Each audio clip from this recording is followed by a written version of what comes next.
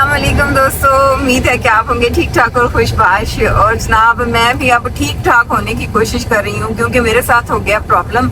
मेरा शोल्डर हो गया है फ्रोजन शोल्डर का मेरे साथ प्रॉब्लम हो गया है और इस प्रॉब्लम को मैंने कुछ समझा नहीं था। हुआ ये कि मैं एक रात आराम से अपने मोबाइल पे लेटे हुए ना, वो होती है ना बहुत सारी चीज़ें बंदा देखता रहता है, बहुत सारे काम करता रहता है, वो मैं सारे काम करती रही, कोई बात नहीं।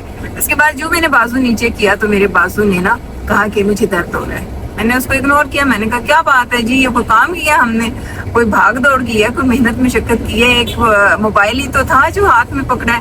खैर मैंने बाजू को किया इग्नोर, लेकिन बाजू ने मुझे इग्नोर नहीं किया।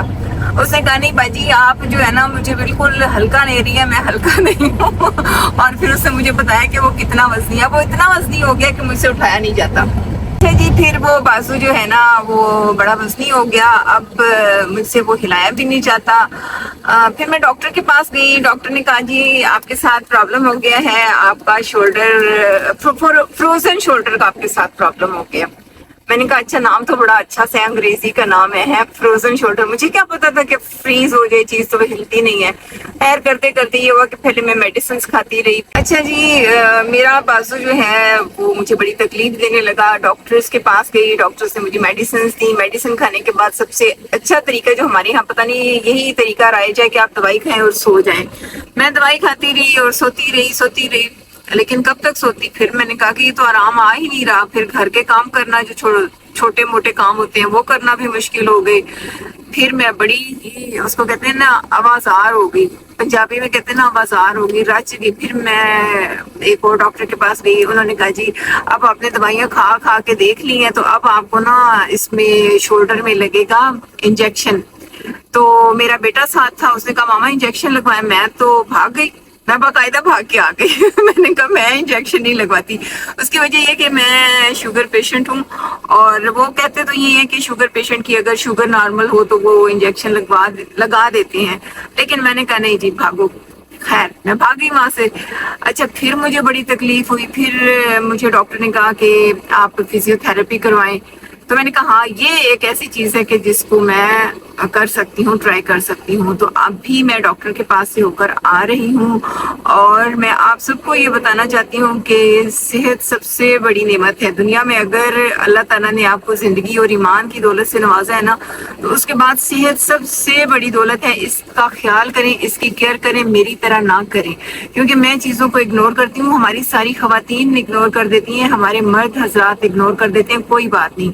लेकिन सेहत के साथ कोई बात नहीं वाला मामला नहीं करना चाहिए, इसको सीरियसली लेना चाहिए, वरना आप किसी लंबी मुसीबत का शिकार हो जाएंगे। और मैं आपको बताऊं कि मजदूरी से बड़ी कोई जलालत नहीं है। जब आप बैठे होते हैं ना कि मैं कोई काम नहीं कर सकता, मैं अपना बाजू नहीं हिला सकता, तो ये आप सोच नहीं सकते कितनी बड़ी तकलीफ दे बात होती है। तो किस्सा मुख्तसर ये कि मैंने फिजियोथेरेपी करवाई है, उन्होंने मुझे कुछ चीज़ें बताई हैं, मेडिसिन बताई हैं कि ये आपने जाकर अपने बाजू पे भी लगानी है, शोल्डर पे भी लगानी है और पता नहीं क्या क्या, और ये भी कहा है कि आपने डेली आना है। चलें जी, डेली जाना तो ये एक और खर्चा हो गया। डॉक्टर का खर्चा भी बड़ा होता है ना, आपको पता है ना कि हम डॉक्टर के पास जब जाते हैं तो फिर बहुत सारे पैसे देकर घर आ जाते हैं, आराम आए ना। एक और बात भी मैंने नोट की है कि जब डॉक्टर के पास से होके आते हैं ना, हमारी तबीयत काफ़ी बेहतर हो जाती है। दवाई ले ना लें, आपको बस ये हो जाता है कि इंशाल्लाह मैं अब ठीक हो जाऊंगा या ठीक हो जाऊंगी। तो बस ठीक है जी, हम भी अल्लाह ताला से ये उम्मीद रखते हैं कि मैं भी इंशाल्लाह जरूर ठीक हो जाऊंगी और फिर मेरे पास टिप्स आ जाएंगी कि फ्रोजन शोल्डर को कैसे ठीक किया जाता है। फिर मैं अपने तजुर्बे की रोशनी में आपको बताऊंगी, क्योंकि डॉक्टर्स तो बताते ही रहते हैं ना, लेकिन वो तो बताने की फीस लेते हैं।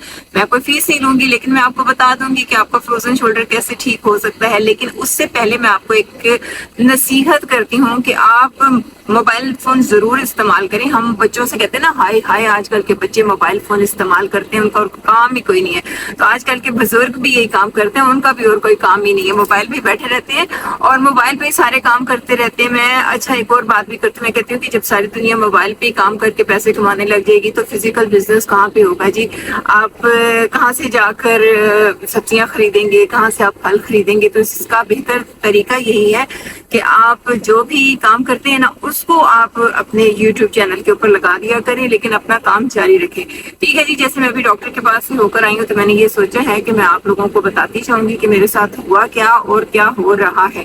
لیکن آپ کی دعا کی مجھے بہت ضرورت رہے گی. آپ نے بھی اپنی صحت کا خیال رکھنا ہے. موبائل فون کو کبھی بھی ایک ہی ہاتھ میں استعمال نہیں کرنا، دوسرا ہاتھ بھی استعمال کیا کریں.